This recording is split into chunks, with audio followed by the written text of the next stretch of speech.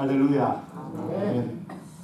주일날 교회 예배를 드리러 집사님 부부가 차를 타고 가다가 차 안에서 별것도 아닌 거로 가지고 말다툼이 일어나는 큰 싸움이 되어버렸어요.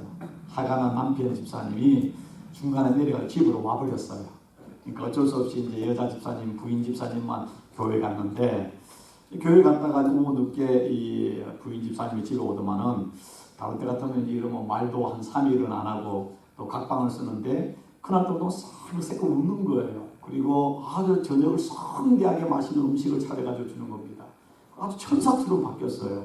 남편이 생각하기에 당황해가지고 이거는 내가 기대하는 게 아닌데 드디어 내 아내가 머리가 돌았나 헷갈리기도 하고 곰곰이 생각하다가 목사님께 전화를 해가지고, 목사님 저 박 집사입니다. 오늘 교회 못 가서 죄송합니다. 그런데 목사님 정말 감사합니다. 뭐가 감사하냐고, 오늘 저희 아내가 교회 가서 은혜를 참 많이 받고 와서 천사처럼 바뀌었습니다. 목사님이 멋쩍어 하면서 오늘 설교는 원수를 사랑하라고 했는데,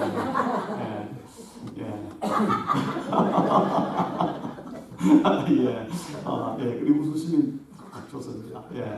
옆에 있는 분들에게 원수를 사랑하시다 인사하십시다.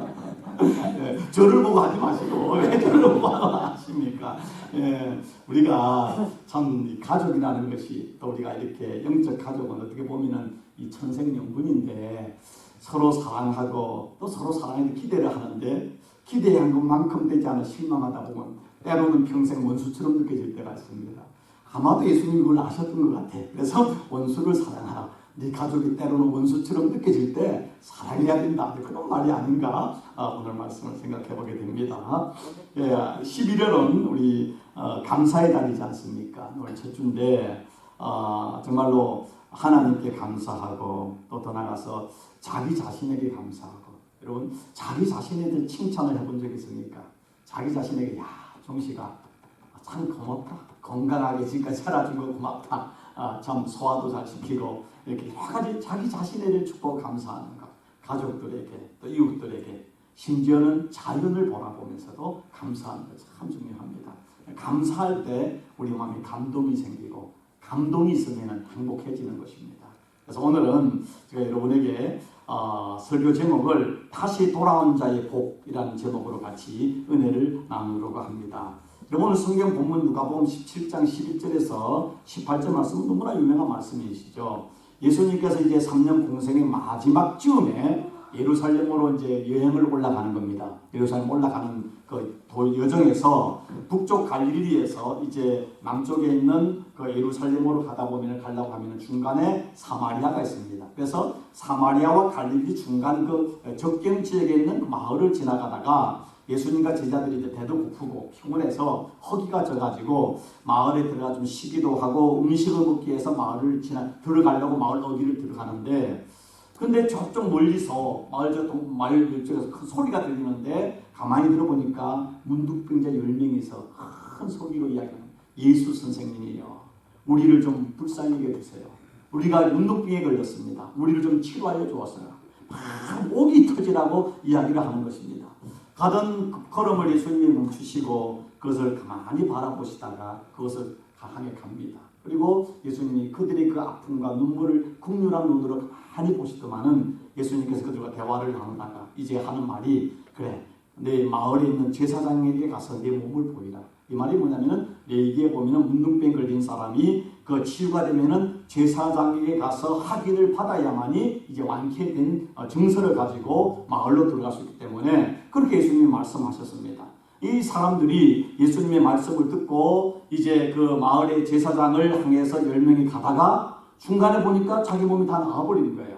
나아버렸습니다. 놀라운 기적이 일어났지요. 예수님께서 질병을 고치고 문둥병을 고쳐도 똑같은 방법을 쓰지 않거든요. 어떤 사람에게는 만져서 고치기도 하고 여러 방법이 있는데, 이들에게는 제사장에게 가서 내 몸을 보여라 라고 하는 그 말에 순종해서 10명이 가다가 나았는데, 그 10명이 낫고 난 뒤에 그 나머지 9명은 이제 어디로 갔는지 몰라. 성경이 이야기하고 있지 않아요. 그런데 한 사람, 그러니까 9명은 이제 유대인들, 아브라함의 후손이라는 유대인인데, 한 사람인 이 사람은 이방인 사마리아 사람입니다. 혼혈입니다. 유대인들 입장에서는 이방인들보다 더 무시하는 사람이 이 사마리아 사람이거든요. 근데 사마리아 문둥병자가 그 병에서 낫고 난 뒤에 하나님께 영광을 돌리고 그리고 다시 돌아와서 예수님께 무릎을 꿇고 예수님 나를 고쳐주심을 감사합니다. 정말로 100배 감사를 드렸습니다. 그러니까 예수님께서 그에게 묻기를 야 10사람이 문둥병에서 나음을 받지 않았느냐? 나머지 9명은 어디 갔느냐? 너 혼자 왔느냐? 라고 예수님께서 묻는 것입니다. 왜 너 혼자 문둥병에서 나아서 내게 감사하러 왔고 나머지 9명은 문둥병에서 치료를 받았는데 왜 내게 감사하러 오지 않았느냐? 도대체 어디 갔느냐? 라고 예수님께서 안타깝게 묻고 있는 말씀입니다. 그러고 난 뒤에 예수님께서 그 사마리아 이방인, 개돼지 취급을 받았던 이 이방인, 그 이방인에게 말하기를 내 믿음이 너를 구원하였느냐. 이제 가서 네 가정에 가서 자녀들과 가족들과 행복하게 살아라. 네가 육신의 질병에서만 치료받은 것이 아니라 네가 그 육신의 질병에서 그 고침을 받은 그 은혜를 기억하고 다시 내게 돌아와서 무릎을 꿇고 감사하는 그 감사의 믿음이, 그 감사하는 마음이 너의 영혼까지 구원받는 놀라운 복을 내가 내게 주리라는 엄청난 하나님의 주님의 이렇게 선언이 있었던 것입니다. 다시 돌아온 자의 복, 다시 돌아오는 것. 이름이 무엇입니까? 주께로 돌아오는 것입니다. 세상 길을 가다가도 일주일을 살다가도 다시 주일날 주님 앞에 돌아와서 지난 일주일의 삶을 살게 해주시니 감사합니다. 하나님 정말로 주님만이 나의 생명입니다. 고백할 때 또 하나님 새로운 복과 힘과 소망을 주셔서 다시 또 세상을 향해 가서 살다가 다시 주께로 돌아오는 거 아닙니까? 믿음은 회개는 주께로 돌아오는 것이죠. 하나님께로 돌아오는 것입니다. 근데 여기서 말하는 문둥병, 나병이라고 하고 요즘에는 이제 한센시 병이라는 말을 쓰는데 여러분 한국에서 인들 살아서 아시겠지만 불과 한 3, 40년 전까지만 해도요. 이 나병 환자들에 대해서 사람들이 볼 때 이거는요 개돼지만도 못하게 취급을 했잖아요. 그럼 한국에 가면은 강남 이제 그 말죽거리에서 성남 쪽으로 가다 보면은 중간에 허닝릉이라는 그 왕릉이 있습니다. 바로 지나면은 제가 중학교 다닐 때 그곳에도 뭐냐면 이 문둥이촌이 있었습니다. 애딴 지역 큰 길에서 멀리 있죠.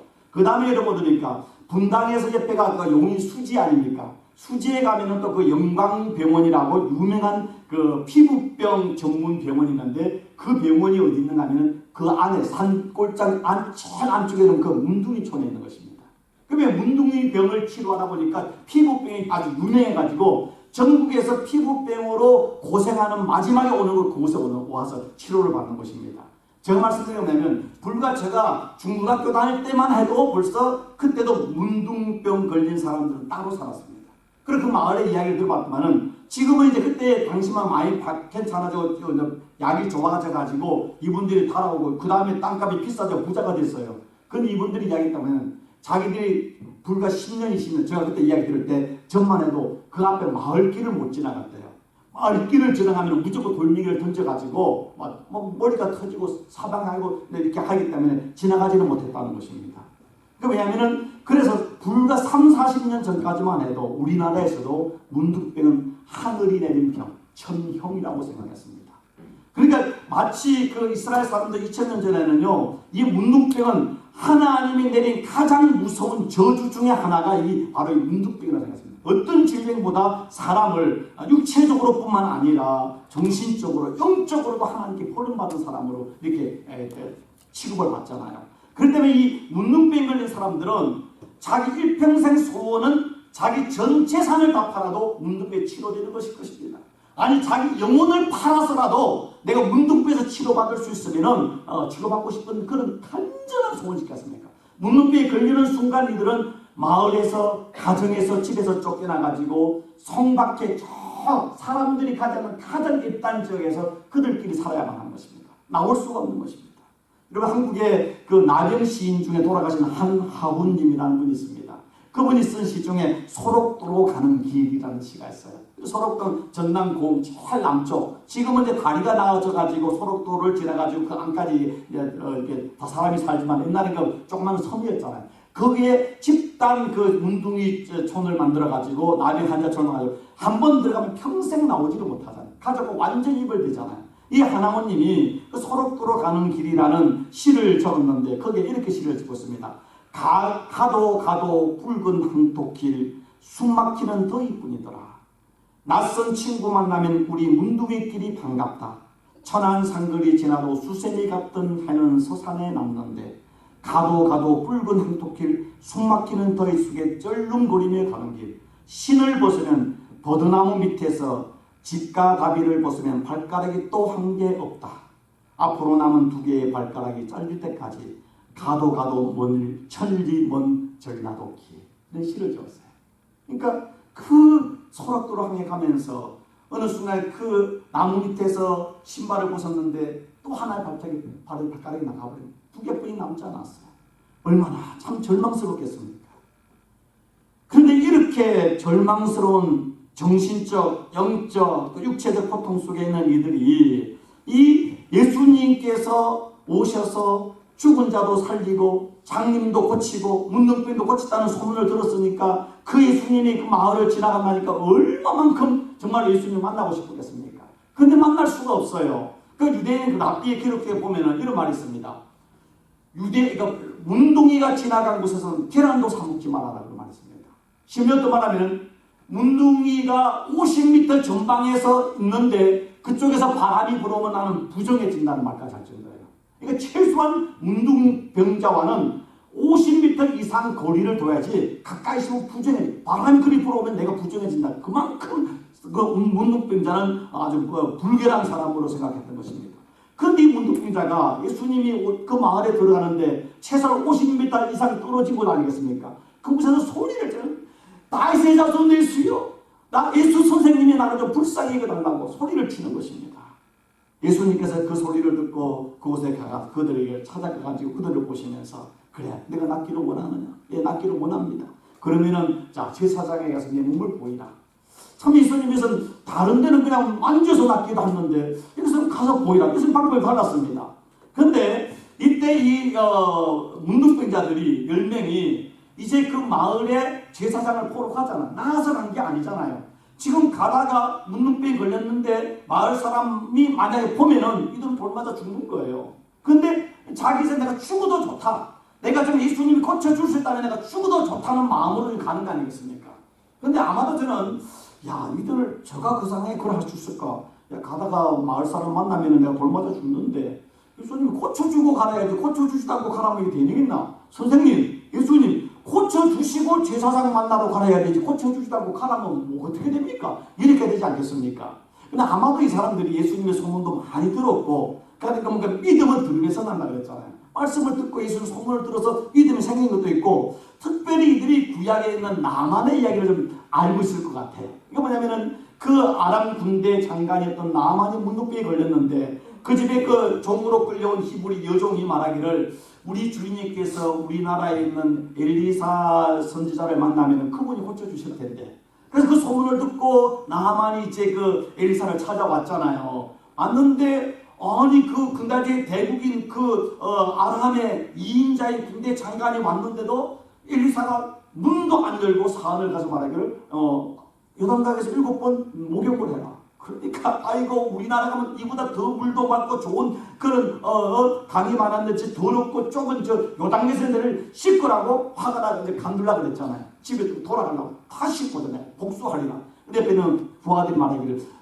장군님 아니 선지자가 이거보다 더한 일을 시켜도 문둥병이 낫는다고 하면은 10번도 더 할 수 있는 거 아닙니까? 아니 7번 목욕하는 게 뭐가 어렵다고 그랬습니까? 자존심 내려놓고 계급감 떼고 좀 한번 생각 내려놓고 한번 순종해 보십시오. 하도 안 되면 그때 가서 화를 내고 하면 안 되겠습니까? 들어보니까 맞는 말이거든요. 그래가지고 가서 자기 제 계급장 다 군복 다 벗어놓고 빨가벗고 그 물에 들어갔습니다. 한 번, 두 번, 세 번 아무 변화가 없는 거예요. 6번 들어가도 문제 그대로 썩은 상태였어요. 얼마나 화가 나겠습니까? 이제 밑자보다 본전이다. 7번째 들어갔을 때 남는 사건이 일어났잖아요. 그러니까 아마도 이 지금 10명의 문둥병자가 그 이야기를 해요. 야, 그 엘리사의 말에 순종할 때 그 이방인 아람 군대 장관 나만도 낫지 않았느냐. 예수님께서 우리에게 그 죽은 자도 살게 예수님이 우리에게 말씀하셨으니까 한번 순종해보자. 그리고 좀 순종하러 가는 거 아니겠습니까? 가면서 그들 마음에 얼마나 갈등. 야 마을 사람 만나면 어떡하지? 만약에 낫지 않으면 어떻게 되지? 얼마나만 갈등도 있겠습니까? 그러나 믿음이 무엇입니까? 믿음은 의심도 생기고 내 마음에 갈등도 있지만은 순종하는 것입니다. 그래서 성경에 말할 때 사무엘상 15장 22절에 순종이 제사보다 높고 듣는 것이 수양이 기름부터 나는지, 하나님 말씀을 듣고 그다 들은 가운데 믿음이 생겨서 내가 이해가 되지 않고 어려워 보이고 손해보는 것 같고 뭔가 힘들어 보이고 의심이 생겨도 한번 그 말씀에 내 삶을 던질 때 좀 나만이 그 물속에 들어가는 것처럼 이 정말로 문둥병 자들이 그 말씀을 예수님 말씀 믿고 제사장에 달려가는 것처럼 달려가는 게 중요한 것입니다. 근데 우리는 어떻습니까? 말씀 들을 때는 아멘 하지만은 딱 돌아서는 순간 고래 심줄보다도 찔기고 우리 고집, 내 생각, 내 자존심, 내 어떤 경험, 그것 때문에 아이고 무슨 말씀은 말씀이고 말씀이 말씀이지 뭐 그게 뭐 되겠냐. 그리고 돌아서면은 노맹입니다. 말씀 들을 때는 아멘이에요. 그러나 성경을 나가기도 전에 돌아서는 순간 노맹이 되고 말씀을 다 놓고 갈 때가 얼마나 많이 있습니까? 여러분, 그래서 이 10명의 운동병자는 제가 볼 때 우리보다 훨씬 믿음이 좋은 사람이에요. 우리 보고 만약에 저한테 그 예수님이 야 가서 제사장에 내 몸 보이라 하면은 예수님 그거는 좋은 말인데 내가 돈도 줄 테니까 좀 낫고 난 뒤에 이야기하시라고요. 내 손에 좀 내 머리에 아니면 내 몸에 안수나 좀 하고 난 뒤에 이야기하세요. 안수도 안 하고 낫지도 않는데 어떻게 가라고 하는 겁니까? 죽으라는 겁니까? 뭡니까? 그러지 않겠습니까? 따져야죠. 근데 이 사람 따지지도 않았어요. 여러분, 근데 가는데 순종하고 갈 때 역사가 일어났잖아요. 우리 삶에 하나님의 기적과 은혜와 응답이 왜 없는가 하면 기도를 하는데 기도하고 돌아서면 아멘이 아니고 순종이 없잖아요. 순종이 있어야만 역사가 일어나는 것인데, 여러분 10명은요 정말 믿음 좋은 사람이었어요. 그 말씀에 순종했어요. 그들이 가다가 정말 그들이 나왔을 때 서로 볼 때 갑자기 뭐 얼굴에 그 다음에 손가락이 썩었던 것들이 다 치워졌을 때 그걸 서로 발견하는 순간에 이들이 얼마나 기뻤겠습니까? 안 기뻤겠어요? 그 순간에는요 정말로 서로 하늘을 날아간 듯한 기쁨으로 눈물을 흘리고 감사해서 야 예수님이 지금 우리를 고쳐주셨다. 그러면 서로를 이렇게 만지면서 저를 이렇게 뭐 하는 겁니까 이거? 네. 꼬집으면서 이 꿈이냐 생신이냐 막 하지 않았겠습니까? 아야 막 진짜구나 하면서 서로 좋아하면서 그 순간 그 자리에서요 이 10명 중에 아무리 악하고 아무리 짐승 같은 사람일지라도 병을 고쳐주는데 그 순간에 예수님께 감사 안 하는 사람이 있겠습니까? 그 순간 예수님 감사합니다. 예수님이 메시아입니다. 예수님이 하나님입니다. 내가 이제 예수님에 살고 싶습니다. 할렐루야 아멘 다 했을 거라고요. 다 하지 않았겠습니까? 그런데 문제는 그 순간 그 자리에서 할렐루야 아멘하고 그리고 각자 제 길을 간 겁니다. 여러분 예수집의 비유 중에 밭의 비유가 있지 않습니까? 처음에 가다 보니까 길가밭이 있고 그 다음에 돌짝밭이 있지 않습니까? 돌짝밭에 그 씨앗이 뿌려지면 어떻겠죠? 씨앗이 잠깐 뿌리를 내립니다. 그런데 햇빛이 나면은 그 햇빛 때문에 이게 다 죽어진다지 않습니까? 그걸 예수님이 설명하니까 그 돌짝밭 같은 신앙이 뭡니까? 하면 말씀을 들을 때는 기쁨이 온다는 겁니다. 조금 이제 세상에 고난과 환란이 오면은 그 믿음을 다 없애버리고 이제 자기 생각으로 산다는 것이죠. 어차피 여기는 나머지 9명은 그런 사람입니다. 하나님 말씀을 들을 때 뭔가 하나님이 응답해 주실 때 하나님이 기적을 베푸는 순간에 할렐루야 아멘 하나님 살아계십니다 감사합니다 할 수 있는 사람입니다. 근데 문제는 그리고 돌아서면은 잊어버리는 거예요. 돌아서면은 불평하는 거예요. 돌아서면은 자기 생각 자기가 주인 되는 삶을 사는 사람 아니겠습니까? 그래서 이 말씀을 읽는 가운데 10명 중에 9명 그러니까 그중에도 뭐냐면 한 명이 그 유대인도 아닌 사마리아인이 돌아와서 예수님께 감사를 하고 그 예수님의 구원에 칭찬을 받았습니다. 저는 이 말씀을 보면서 우리가 수치적으로 생각할 수 있는 것입니다.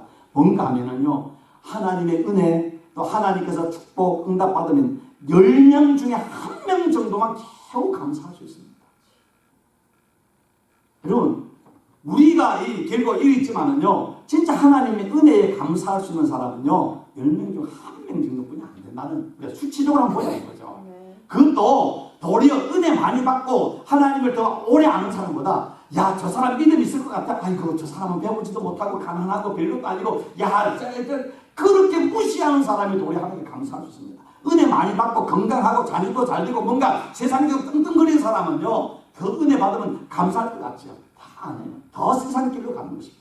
여기서 이 9명은 어디로 가는 성경이 말하지 않지만 어떤 사람은 이제 나왔으니까 빨리 한시라도 빨리 제사장이 보여가지고 확인받고 이제 집에 가려고 하는 사람이 있고, 어떤 사람은 막 제사장이 올 필요 없고 빨리 자기 가족 보고 싶어 집으로 가려고 하는 사람이 있을 것이고, 어떤 사람은 배가 고파 지가 제대로 먹지 못했으니까 뭔가 식당에 배 터지게 먹고 싶어 식당으로 가는 사람이 있을 것이고, 그래서 세상으로 다 간 거예요. 그거는 말하자면 분명히 말하면서 10명 중에 9명은 놀라운 은혜를 받았지만 한 예수님께 돌아와서 감사하지 않았다는 것입니다. 하나님이 감사하는 삶을 살지 않았다는 것입니다. 10명 중에 9명은 안 합니다. 여러분, 우리는 9명입니까? 아니면은 아니 사마리아 같다 10명 중 1명입니까? 1명. 네. 할렐루야. 네. 네. 한 명이 되길 바라죠. 착각을 하지 맙시다. 여러분, 삶 속에서 지난 일주일 동안 불평과 원망과 미워하는 말을 많이 했습니까? 감사하고 감격하고 감동하는 은혜의 말을 많이 했습니까? 미워하는 마음을 많이 했어요. 그러면요 9명이지 무슨 1명입니까? 착각하지 마. 거짓말하지 맙시다. 거짓말하지 맙시다. 우리는 9명이에요. 또 이 말씀을 다르게 보면은요, 하나님께서 우리에게 놀라운 은혜를 만 가지 축복을 주면 10가지 줬다 하면은요, 그 중에 깨닫고 감사하는 것은 한 가지뿐이에요. 나머지 9은 우리 욕심 때문에, 우리 교만 때문에, 우리가 무지하기 때문에 하나님의 그 은혜와 축복을 깨닫지 못하고 결국 10가지 하나만 알아요. 이것만 감사하다고 나머지 9개는 감사할 줄은 엄청난 축복이 있는데 그것을 감사하지 못하고 사는 게 우리 아닙니까? 깨닫지 못했었는데 깨닫지 못하는 것이죠. 그리고요, 그 한 가지에 대한 감사를 할 때도요, 정말로 이 사마리아인이 돌아와서 무릎을 꿇고 제대로 감사했잖아요. 우리가 하나님께 제대로 감사합니까? 그저 하나님 주신 은혜에, 십자가 은혜의 1%도 우리는 감사를 전혀 표현 못하잖아요. 하나님 주신 그 은혜 앞에 정말로 우리가 제대로 10%로 감사합니까? 십자가 은혜는 0.1%도 못하지만 세상에서는 땅의 축복에 대해서도 우리가 10%도 감사 못하잖아요. 나머지 90%는 원망하고 불평하고 의심하고 몰라서 못할 때가 얼마나 많습니까? 왜 감사를 못합니까? 우리 안에요, 당연이라는 당연한 것으로 착각하고 있습니다. 우리가 생명이 있는 것, 구원받은 것, 우리 가정이 있는 것, 오늘 살아가고 먹고 사는 게 당연한 것처럼 착각하고 있는, 당연한 것 한 것도 없습니다. 우연한 거 없습니다. 하나님의 섭리와 은총과 십자가 은혜 없이는 아무것도 된 게 없잖아요. 그런데 우리는 당연한 것처럼 착각하는 것 때문에 감사 못합니다. 두 번째는 뭐냐니까 비교 때문에. 하나님 내게 주시는 최상의 은혜인데 인간적인 어리석은 눈으로 욕심으로 상대와 비교로 저 사람이 내보다 왜 더 예뻐? 저 자녀가 왜 더 잘 돼? 그렇게 비교시기 질투 때문에 감사를 못해요. 감사하다가도 괜히 나가가지고 탔는데 다른 사람 차를 봤더니 더 좋은 차를 새 차를 타고 벤츠를 타고 왔어. 그 순간에 그만 우리 차는 왜 이렇게 하면서 묘타잖아요. 비교, 시기, 질투. 세 번째는 뭡니까? 끊임없이 우리 안에 욕심이 잉태의 죄를 낳습니다. 욕심 때문에 못하는 것입니다. 기억하십시오. 하나님이 주신 은혜는 각자에게 충만히 주셨습니다. 근데 우리가 그걸 깨달지 못해서 못하는 것입니다. 여러분, 이 말씀을 준비하는데 한 예화가 이렇게 봤습니다. 시골에서 평생을 목회한 한 목사님과 사모님이 있었는데 어느 날 병원 가서 정기검진했는데 이 사모님께서 병원에 그 정기검진하니까 이암 판정을 받은 거예요. 심각한 이암입니다. 그때 이 사모님의 마음이 어땠을까요? 평생 시골에서 가난하게 힘들게 목회를 했는데 이제 나이가 중년이 넘어가는데 이암이 걸려서 언제 죽을지 모르는 상황이 되니까 마음속에 하나님을 향한 불평과 원망이 생기는 거예요. 서러움이 생기는 거예요. 한창 나이 죽으려고 하니까 너무나 억울한 겁니다. 그래서 그 순간에 평생 시골에서만 목회하는 남편이 너무나 무능력해봐가지고 남편이 미워지는 겁니다. 그리고 하나님만 아실 줄 알았는데 하나님도 자기 생명을 거둬가는지 질병을 주는 데서 원망스러운 거예요. 그래서 불평과 원망과 기도도 나오지 않았습니다. 그런 상황 속에 이제 서울에 있는 병원에 왔다가 이렇게 남편이 신학교 때 가르쳤던 그 신학교 교수 스승 되시는 목사님을 만났습니다. 이야기를 들으니까 이 목사님께서 스승 되는 목사님이 너무나 딱한 상황을 보고 얼마나 많이 어렵겠습니까? 그러니까 두 분에서 간절히 기도해 주시고 헤어지기 전에 이런 제안을 하나 했습니다. 자, 목사님 사모님, 저와 헤어지면 제가 한 가지 부탁을 할 테니까 꼭 이만 들어주세요. 뭡니까? 하니까 헤어지면 당장 문구점에 가가지고 노트 한 권을 사십시오. 노트를 왜 삽니까? 사가지고 거기에 매일 감사일기를 적기를 원합니다. 감사일지를 적으십시오. 생각나는 감사를 쭉 간단하게라도 적으십시오. 그 말을 듣는 순간에 사모님은 차라리 아유 병원에 그 치료할 치료비를 주시지 무슨 아니 뭐 지금 내가 감사가 왜 원망뿐이 없는데 뭘 감사할 게 감사하라고. 근데 순종해가지고 어쩔 수 없이 이제 그 로또를 가지고 와가지고 났는데 처음에 가만히 놓고 생각하니까 아무것도 감사할 게 없더래요. 그저 불평, 원망. 왜 하나님 나를 이렇게 사랑하지 않습니까? 왜 나만 이렇게 고생을 합니까? 왜 우리만 이렇게 찌질하게 가난합니까? 그런 원망, 불평 왜 안 나오는 거예요? 근데 첫날은 뭐 그냥 가짜가짜 원망, 불평 듣다가 또 저걸 하니까 한번 그 다음날 다시 또 한번 보는데 며칠이 지나면서 그냥 생각나지 않았던 별것도 아닌 것들을 감사도 하나씩 적어보는 거예요. 아 오늘도 숨을 쉬고 그러면서 TV를 보니까 뭐 죽어가는 사람들 보면서 아직도 살아있음에 대해서도 어쩌기 시작하는 것입니다. 그런데 그걸 적다 보니까 옛날에 깨닫지 못하고 기억나지 못했는데 엄청난 감사할 것들이 많이 생기더라는 것입니다. 그러니까 매일 감사가 늘어나는 거예요. 쭉 적은 것입니다. 그러셨다 보니까 어느 순간에 야 내가 지금 암이 걸렸지만은 난 참 복받은 사람이구나.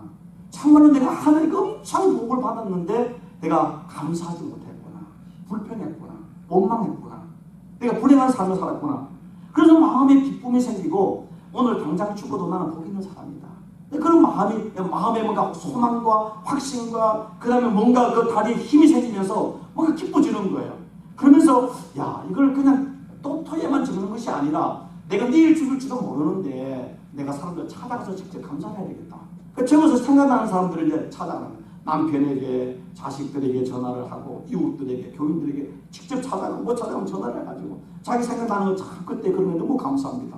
그래서 사람들이 그 이야기를 듣고 저분이 지금 암에 걸려가지고 오늘 내일 하는 사람이 목소리가 살아나고 도리어 감사하다고 하니까 그 듣는 남편이나 교인이나 가족이나 자녀나 이웃들이 감동을 받는 거예요. 야 지금 하나님 살아있나 보다. 그런 가운데 이제 정기검진을 다시 해야 되니까 병원에 갔는데 의사가 깜짝 놀라는 거예요. 암세포가 없어졌다는 겁니다. 없어졌다는 겁니다. 여러분 감사는요 물론 감사한다고 그 사람이 다 암에서 살아나는 것은 아닐 수 있지만은 분명히 감사를 하면은요 암으로 죽는 순간에도 기쁨이 넘칠 수 있습니다. 감사가 없으면은요 100살까지 팔팔하게 살고 불행하게 살 수밖에 없어요. 하루를 사느냐 100년을 사느냐가 중요한 것이 아니라 오늘 하나님이 주신 은혜의 열로 하나님께 감사할 수 있고 자신에게 감사할 수 있고 다른 사람에게 작은 데서 감사할 수 있는 사람은 천국을 경험할 수 있고요. 아무리 부귀영화를 가누려도 감사하지 않고 불평하는 사람은 불행한 인생을 삽니다. 불평지수는 불행지수입니다. 오늘 여러분의 언어 속에서 자기 자신에 대해서 이웃에 대해서 불평을 하고 있다면요 그 사람은 불행한 인생을 사는 것입니다. 그런데 내가 어떤 상황에도 불구하고 감사하는 사람은 하나님을 감동시키고 자신을 감동시키고 이웃을 감동시키고 감동이 넘치면 기적이 일어나는 것입니다. 감사지수는요 믿음의 지수이고 믿음의 지수는 행복지수인 것입니다. 감사하는 것만큼 믿음이 있는 것입니다. 여러분이 살아갈 때 혼자 있을 때라도 사람과 대화할 때라도 누구 대화할 때 여러분의 대화가 자신에 대해서 환경에 대해서 또 이웃에 대해서 불평하고 비판하는 것은요 불평하면 불행이 오는 게 되어 있습니다. 불평하면 불뱀이 우리를 묵니다. 그러나 감사하면은요 감동이 밀려오고 하나님이 감당하면 감당치 못할 복을 주죠. 제가 작년에 여러분 혹시 설교 제목 기억하실지 모르지만 강기신앙이라는 말을 썼나 기억나시는 분 손 들어보세요. 예, 신앙이다 무슨 뜻이죠? 강기신앙 무슨 뜻이랬죠? 기억은 나는데 뜻은 모르는구나. 예.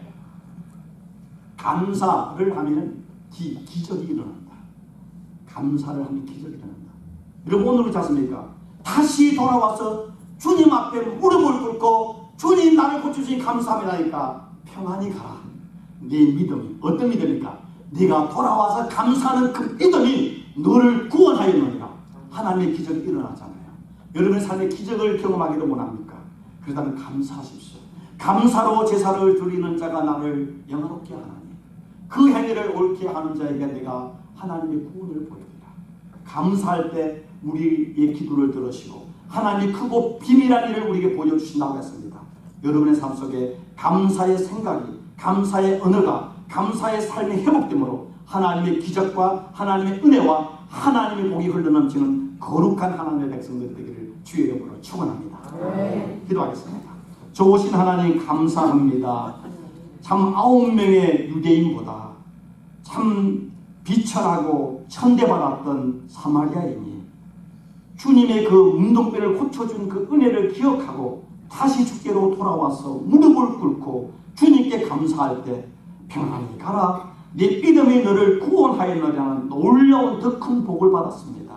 하나님, 우리가 주께로 돌아와 무릎을 꿇고 하나님이 우리를 구원해 주시는 애, 하나님 오늘도 우리를 살게 해 주시는 애, 오늘도 하나님 우리 가정과 일터와 자녀들에게 복을 주신 그 은혜를 기억하고 깨닫고 고백하며 하나님께 순종하며 감사의 제사를 드리는 복된 하나님의 사람으로 우리를 회복하여 주옵소서.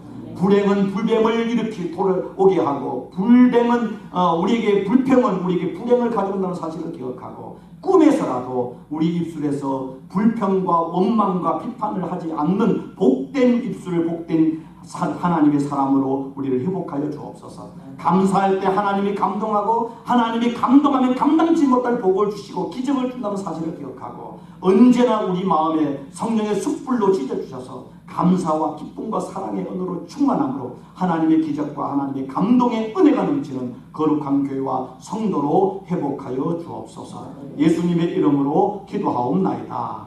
아멘.